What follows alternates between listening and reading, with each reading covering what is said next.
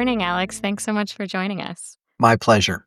So, to start things off, I was thinking we could kind of talk about the practice of gang policing kind of writ large across the country. And then after that, we can kind of narrow in to what's happening in New York City.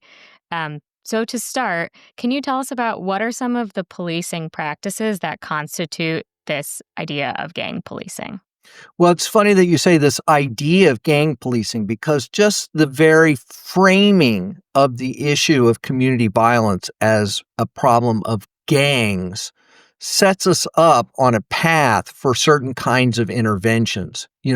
Labeling someone a gang member or labeling a problem gang related is often a tool for justifying a whole range of extremely punitive interventions. Rather than, for instance, saying we have a crisis of youth unemployment, or we have a crisis in youth services, or we have a crisis in unaddressed youth trauma, or something like that, or intensive racialized poverty. No, we're going to call this a gang problem. And then that suggests automatically that the solution is gang suppression policing. And so gang suppression policing has really been a catch-all for a broad range of enforcement practices that target almost exclusively Black and brown youth in some of the poorest and least served parts of the country. And gang suppression policing often rests on a kind of almost like a counterinsurgency mentality that says that, a community has somehow been occupied by this horrible force, these gangs, and that we need to eradicate the gangs. We need to do a kind of clear and control strategy. And what this tends to involve is the sort of assumption that almost all young people in the target area who fit this demographic profile are considered to either be gang involved, gang associated, or potentially, in league or to be recruited by the gang. And so the approach is to target those young people with intensive harassment, surveillance, and criminalization. And this is often aided by the creation of so-called gang units that specialize in the techniques of harassment, surveillance, and criminalization of these targeted populations. It can be further enhanced with the use of databases, predictive policing algorithms, intensive surveillance through street cameras and other methods, and also the use of things like gang injunctions, which further play into this idea that every young person in the target area is somehow already suspect, is somehow already guilty. And this just gives the police and prosecutors additional tools for that harassment, surveillance, and criminalization. Great, thank you. And we're going to spend quite a bit of time talking about databases as a tool for surveillance. But before we do that, I wanted to ask a bit more about the criminalization and kind of downstream processes involved in gang policing. Can you say a bit more about what a gang injunction is and also kind of how this gang label is used in the process of raids and in prosecution and charging? So in many jurisdictions, police, prosecutors, politicians have gone about this process of getting wide-ranging injunctions from the courts that allow them to sort of short step the normal processes of gathering evidence and proving criminal behavior. Once an injunction is in place, and often these injunctions will name some individuals and then 1 to 500 John and Jane Does. These injunctions do not target exclusively specific named individuals, right? So they're just a blanket tool that the police can use to treat the behavior of young people as a civil offense, in essence, a violation of a court order, which requires a much lower level of proof and can really facilitate this process of constant harassment and surveillance, and then bring young people into court, and they don't have to prove, for instance, that a young person was carrying a gun or was involved in a fight or sold some illegal thing. They can just prove that the young person was in a place at a particular time that has been deemed to be, a gang-involved place and time, and is covered by a blanket injunction that says, young people can't be in this park after dark. The injunction prohibits that, and so now the police can just make arrests, can target those young people in a much more indiscriminate fashion. In addition to injunctions, we have a lot of laws, statutes that have been created with gang enhancements.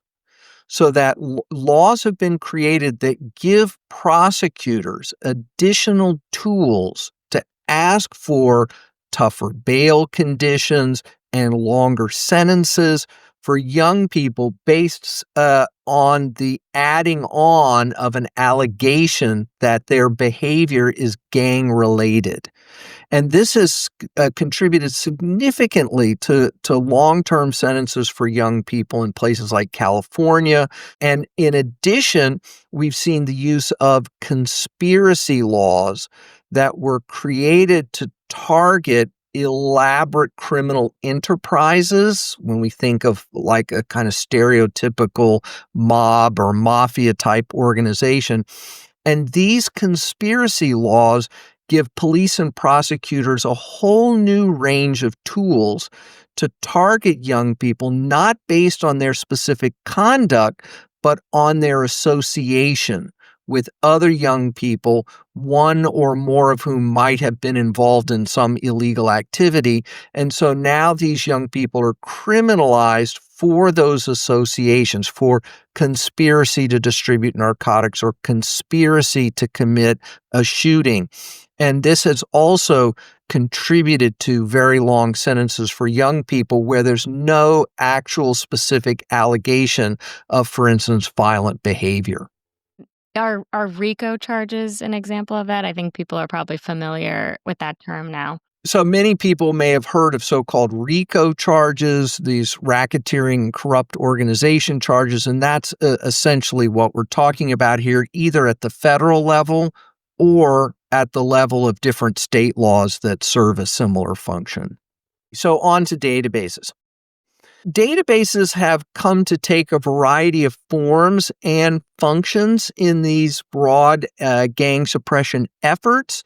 Gang units have always been very focused on the role of intelligence gathering in their suppression efforts. They have come to believe that if they can link individuals to different gang affiliations, that this will allow them to more efficiently target young people when a crime occurs, for instance. So let's say someone who they believe is associated with one group is shot. If they know or believe they know who certain rival gangs are, they can look at the membership that they have ascribed to that grouping and then target those specific individuals for investigation, harassment, trying to bring people in on small charges to try to press them to give up someone on a bigger charge. And a lot of these gang prosecutions do rely on pressured information, coerced information as a primary tool for the prosecution of alleged offenders. So what starts often as informal collections of gang associations and names has in many cases become standardized, computerized, and allows police to enter people into a computerized database with their contact information, demographic information, known associates, where they hang out, where they live, prior convictions. And then these databases can be used to, investigate a particular crime based on what they believe to be these associations.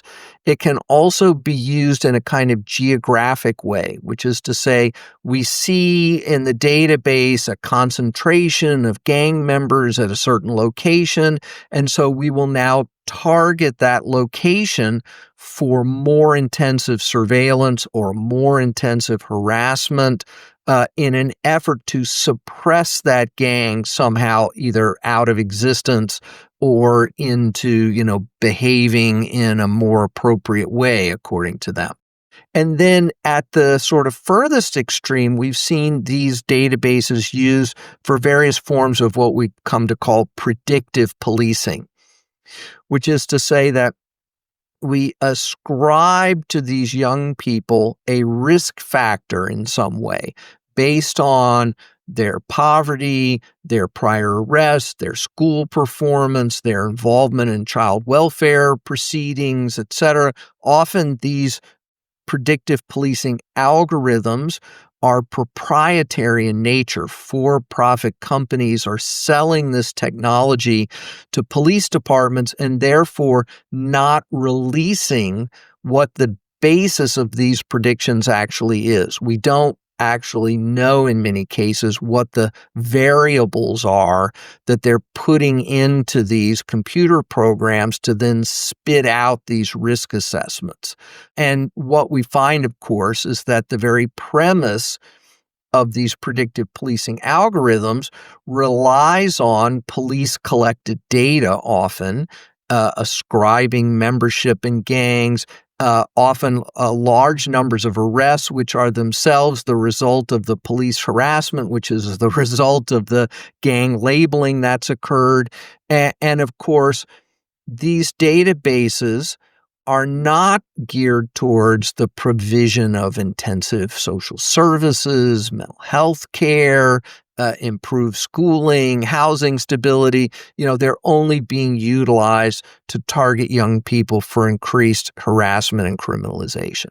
Thank you so much. And I'm also curious if these are kind of some of the main tenets of what a database is kind of built for and its ostensible purpose. I'm also curious if you have seen kind of common themes in what we know about how databases operate in practice. So, like generally speaking, who are in these databases? How do they operate? Like, what level of transparency can people expect from their police department? What are some of those, like, in terms of how we as citizens Yeah. interact with the database in our community? In addition to the very premise of treating community problems as gang problems being a hugely problematic approach, the functioning of these databases, whenever they've been subjected to any kind of outside scrutiny, is that they are discriminatory, that they are filled with inaccuracies, that they are used in ways that are independent of real evidence of wrongdoing, and that they result in subjecting lots of young people to very intensive policing and prosecution, often in the absence of concrete evidence of like serious wrongdoing. So, for instance, the California database called CalGang, was subjected to an audit, and they had little children on there, infants, because they were born to an alleged gang member. There was confusion maybe about the identity of the child and the names. The database in New York City gives gang affiliations, ascribes gang affiliations to people based on gangs that no one in the community has ever heard of, that don't appear to actually exist. So we know that they're filled with inaccuracies, that most of these databases are over 90% Black and brown young people, that there are almost never any significant presence of whites in these databases. In New York City, it's around 98%, 99% non-white. So this is all part of the sort of gross unreliability of these databases in addition to their just initial problematic nature. Great. And I think this is a perfect transition to talk about some of your organizing work in New York City. So, you were a founding member of the Gangs Coalition in New York City. And I'm curious what inspired you to help form this coalition and to advocate for the abolition of the NYPD gang database. So, a few things contributed to my sort of desire to try to do something about the NYPD's approach. One was that it was a new approach. For decades, New York City had really avoided this problematic gang labeling and gang suppression approach to youth problems. They had tried to use social services. They had tried to use harm reduction practices, which actually in the 50s, 60s, and 70s had proven to be very successful. And New York did not have the kinds of long-term entrenched hereditary gang formations that we see sometimes in places like Los Angeles and Chicago. And so in the period about 10, 15 years ago, there was this reframing of community violence as a gang problem. And this was leading to a bunch of large-scale conspiracy cases that were being used by both federal and state prosecutors to quote unquote take down large numbers of young people, again, most of whom there was no allegation of actual involvement against. In addition, I had been looking at issues of community violence for a number of years. I'd been spending time around the country in cities where people were trying to develop community-based violence reduction strategies, so-called cure violence or credible messenger strategies that utilize community resources, community relationships to try to get to the root of violence, to try to mediate conflicts, to try to direct young people into more positive social behavior through mentoring and the provision of social services. And so I knew that there were real alternatives to gang suppression policing that were available and out there, and that New York was not doing a very good job of implementing. And so when I saw this increase in this gang suppression policing, and I knew that we had alternative strategies, I thought this would be an opportunity to try to bring some people together, legal advocates, families affected by these raids, academics, community organizers, to try to first figure out what was going on. What was this shift in policy? How was it playing out at the neighborhood level? And then also to talk about what we might want to do about it. Is there a role for impact litigation? Do we need a change in the statutes? Do we need to do community organizing? Is this ultimately, a political problem that needs to be solved through the political process? And so those were the forces that kind of motivated me. And I was able to raise a little money and bring in an organizer who was able to build relationships with these affected families and some of the community groups and targeted areas. And that has evolved into now a significant self-sustaining coalition. Absolutely. It's really incredible to see kind of what the coalition looks like now and how large it is and That's how much amazing for work. me. I mean, when you start an endeavor like this with, a couple dozen people that you think might be interested, and then to see it emerge into a major political player, it's incredibly gratifying. So, part of this episode, what we're hoping to do is kind of clear up some of the myths and misconceptions out there about what gang policing looks like, using New York as an example. And one of the claims that we've heard from the NYPD is that the NYPD's gang database contains truly the worst of the worst. And I think that messaging implies that someone is added to the database because they've committed a very serious crime. So, can you talk us through what are the criteria that would place someone on the database? We can think about this in a couple ways. There are official written criteria that the NYPD has had to kind of develop because I think in part of the pressure we've put on them through city council hearings and investigations by the police department's inspector general's office. And so they have codified a process that's designed to kind of withstand a certain amount of public scrutiny. But actually, when we look carefully at the criteria, it is not very narrowly tailored, and it is potentially subject to a lot of abuse. So in order to get on the database, they have to, tick some boxes on a form. But the boxes include things like wearing known gang colors, such as red, purple, blue, orange, gold, yellow, beige. It's like a never-ending list of colors. Or being in a known gang location, like a particular basketball court or a corner store or outside the lobby of a public housing development. Well, so if I happen to wear red and go to play basketball at my neighborhood basketball court, that is now on paper sufficient to get me into the gang database. Now, having said that, I don't think they're going around in general and just putting young people on the database arbitrarily based on a specific interpretation of those characteristics. Instead, they are putting people on the database, because they see them as associated with other people who they believe are involved in criminal activity. So what ends up happening is actually an audit by the Inspector General's office found that they weren't even following their own process, that they were just putting people on whenever they felt like it. And then they claim, well, it's because we know these are the really bad kids. How? Look at how many times they've all been arrested. But when we look carefully at the arrests, lots of them have not involved convictions.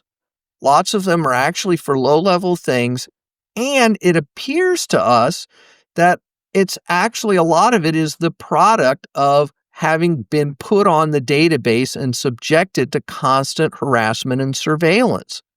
That if they actually had multiple felony convictions against these young people, they would be incarcerated for long periods of time. The fact that they've been arrested 12 times and actually are not incarcerated is indicative of the fact that they don't actually have real evidence of serious wrongdoing by these young people. And what instead they have is a pattern of constant harassment. Thank you. So, what I'm hearing is there's kind of this self reinforcing loop of if the police have deemed you to be a threat, they can arrest you for any number of minor things like jaywalking, loitering, biking without a helmet. And then those arrests are then used to justify, oh, this person is a threat. Yep. Now, this is not to say that there aren't people on the database who have been involved with violence. I'm sure there are. And I'm sure there are young people on that list who are in real crisis, who have themselves experienced violence, who may be fearful for their own well-being, may be carrying weapons in part as a result of that. And maybe some of them are involved in various kinds of groupings, cliques, etc. But the question is, why is the strategy for addressing those young people in crisis one of harassment, surveillance, and criminalization rather than the provision of much-needed services? One of the other interesting things about the NYPD's database, of course, is that you don't have any way to find out whether or not you're on it. So one of the troubling things we discovered early on was that there were lots of juveniles on this database who didn't know they were on, and their parents didn't know they were on, and there was no way to find out if they were on there. And frankly, we heard even from members of the city council that if their child was on this database, they would want to know, because that would alert them that this is a child in crisis who needs assistance.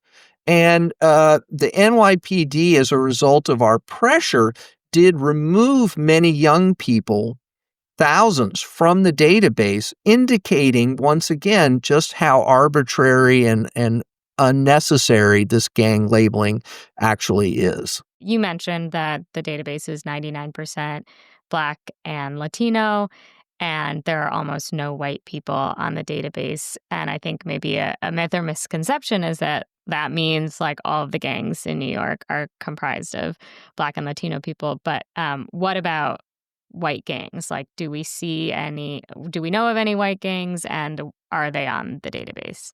Part of the issue here is that the term gang has been manipulated into meaning non-white people. So if white people form a criminal enterprise or engage in collective criminal behavior or just get into fights or whatever, that doesn't get called a gang. It gets called juvenile delinquency, misspent youth. It might even get labeled as, organized crime in some way and gets handled in a different way.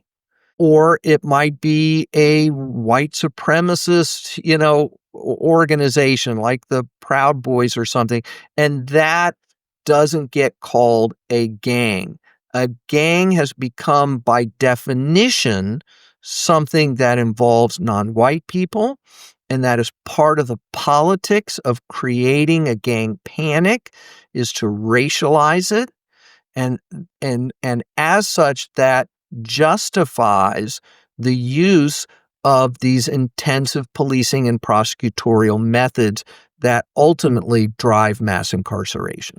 Thank you. One other kind of claim that we've heard from proponents of the database that I want to talk through, and this is something you've touched on a bit already, is the claim that these gang databases are critical tools for crime prevention and fighting crime, and it's a form of precision policing. So what do we know in terms of evidence around how the database, its effectiveness in actually preventing crime? Yeah, we had an opportunity to actually ask the NYPD about this. I worked with City Council member Tiffany Caban during a recent hearing, and the first question I got her to ask the NYPD was whether or not they had any independent, peer-reviewed research that made any claim about the effectiveness of this strategy in producing safer streets. And they admitted under oath that they have absolutely no reliable evidence that these databases actually make anyone any safer. And this is a pattern we've seen across the US and even internationally in the UK, that the police have been unable to marshal reliable evidence that these databases actually produce safer streets. And when we looked carefully at one of these mass raids, CUNY law professor Babe Howe, a member of the coalition, did some research that we helped sponsor about the participants that were caught up in one of these raids. And what we found was that ultimately, half the charges were marijuana related, which is now legal essentially in New York.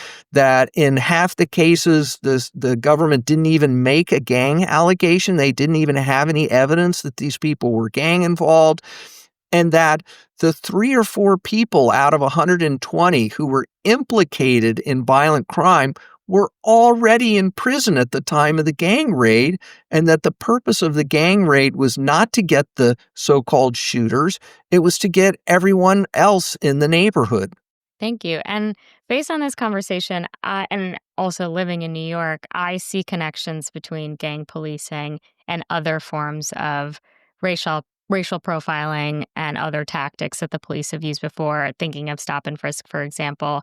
To you, what do you see as some of the connections between gang policing and other forms of kind of pretextual based and broken windows policing? So I think there were a couple things going on that contributed to the rise of this gang policing. One was that we've actually had the most amazing dramatic reductions in violent crime in New York over the last 30 years. Homicides are down 85, 90% of what they were in the early 90s.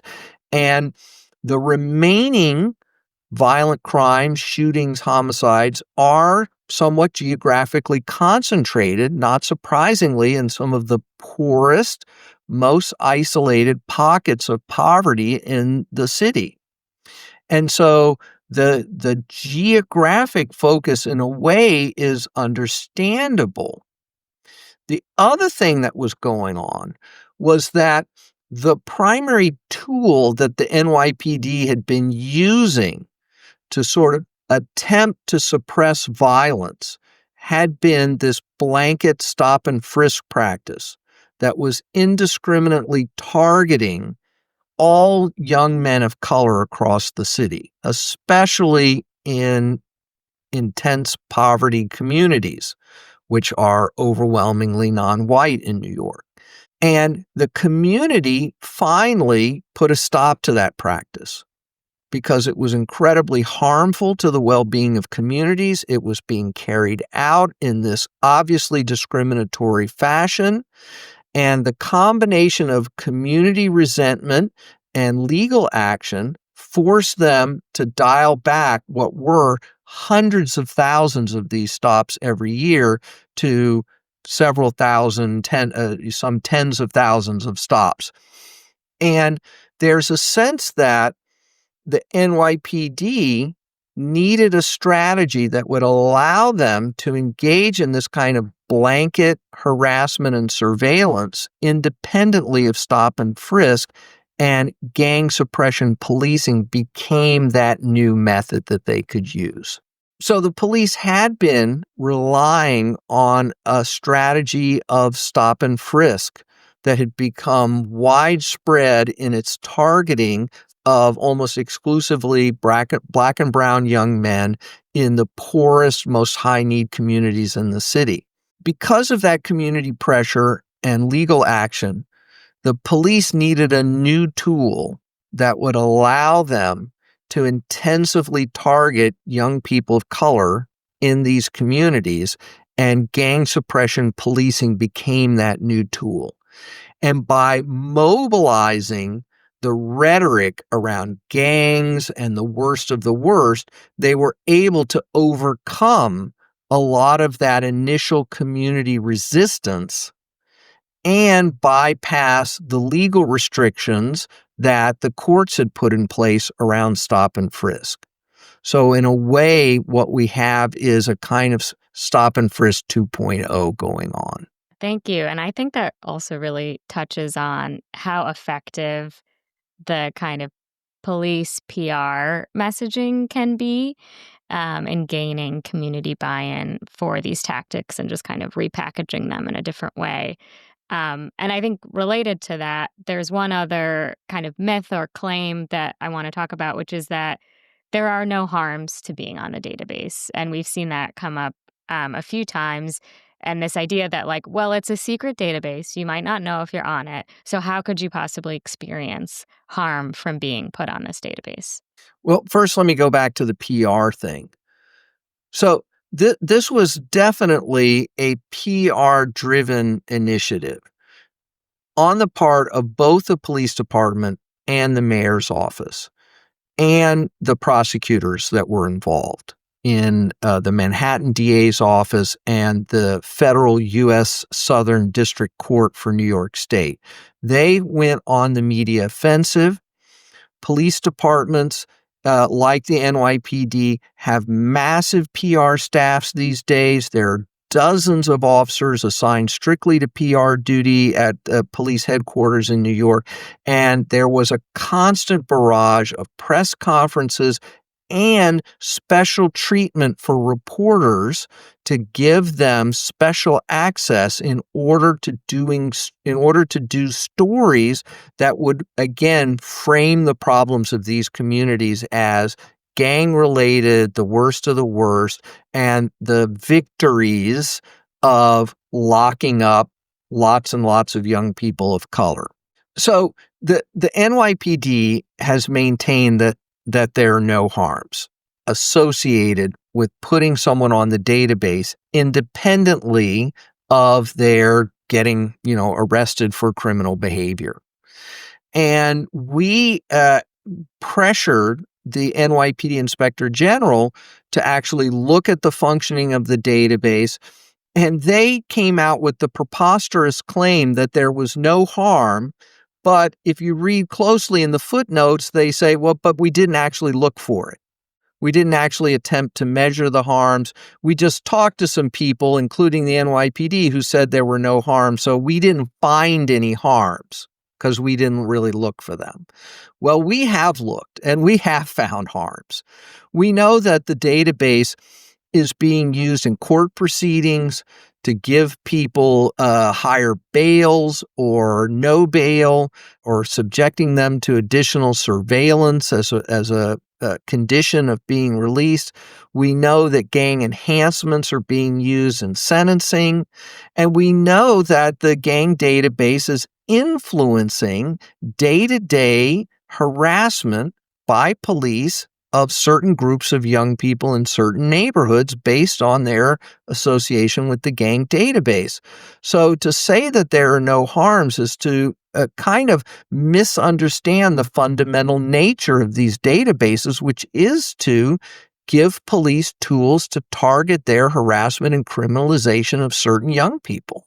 And we talk a bit about some of the kind of upstream, like surveillance and harassment that results from gang policing. And we've also talked about enhanced charges and sentencing. I think one piece that we haven't touched on as much that I want to get to is the use of gang raids as a tactic. So what are some of the harms of gang raids as a practice?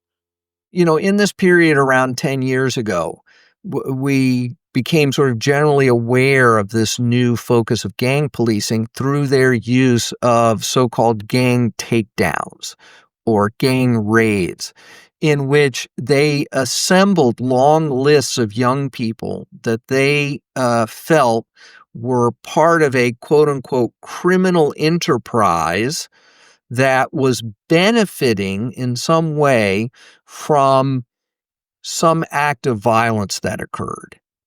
So perhaps 1, 2, 3 people were involved in an act of violence. We found that often they were already incarcerated, but then everyone associated with them, kids who were in Facebook posts together, throwing gang signs, listening to drill music, 2 kids that got caught with marijuana in the park after dark, 2 kids that got caught shoplifting, at the same time, were now considered to be all part of a unified criminal enterprise.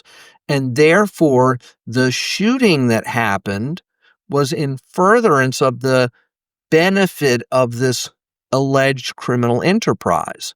And so these raids were, in theory, the enforcement of that conspiracy that was part of that conspiracy enforcement, but was also a tool of terror designed to terrorize and disrupt entire communities. Can you imagine living in a 2 or 3 square block area where 50, 80, 120 young people were arrested at one time because they were Facebook friends and played basketball together and maybe got caught shoplifting or smoking marijuana together? This was incredibly destabilizing. And then, as part of standard prosecutorial process, there were efforts made to get the young people to inform on each other, with the potential of decades of prison time as leverage. And so now the community is further torn apart because next door neighbors are now being pressured to testify against each other about conspiracies that were completely independent of actual involvement in violence. And now you've actually created more community tension, more potential for resentment and possible additional community violence. So this is incredibly harmful.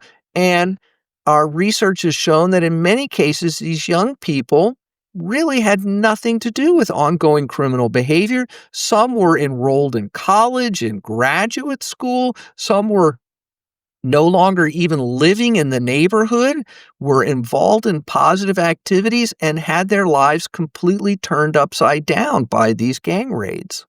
Thank you. I think that made it really real for people, and it makes me think I was recently reading one of the articles about the Manhattanville raid from 2014, which at the time was the largest gang raid in Manhattan, and there was a mother of a son who had been arrested. They sent him to Rikers Island, and the mom was saying, "You took my son and, like, sent me back a monster." And I think that really speaks to, like, how much damage these arrests can cause to a community, to a family, and the kind of trauma and violence people are exposed to on Rikers Island.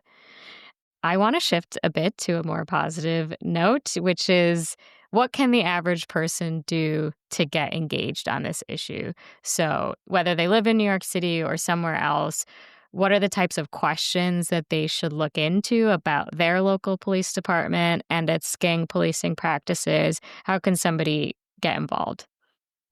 Ultimately, what we're dealing with here is a rancid kind of politics where people running for office hold out this idea that the solution to people's very real concerns about their safety, the well-being of their communities, is going to be solved by mobilizing more people with guns and putting more people in prison and terrorizing those people. And so we have to really hold the line against that kind of politics, that they're selling us a false bill of goods. And communities have really been caught in this no-win situation where they've been told when they express concerns about community safety that their options are policing and prosecution or nothing. And I think part of what's needed is a clear articulation and demands from the community to get other choices. So communities that have been given this choice of policing or nothing also want community centers opened up for their young people. They want summer youth jobs. They want the schools to work properly. They want housing stability. They want family supports. And they know that those services would make their community safer and a better place to live. But they've been told they cannot have those things. And so part of what we're trying to do at the Gangs Coalition is to equip people with both the ideas of what they could ask for and the sense that they have the power to ask for them. And so we do a lot of community education events about both the harms of the database and the harms of gang suppression policing, but also the need to ask for real alternatives to that. Thank you so much. That was excellent. Really appreciate you sharing your expertise with us.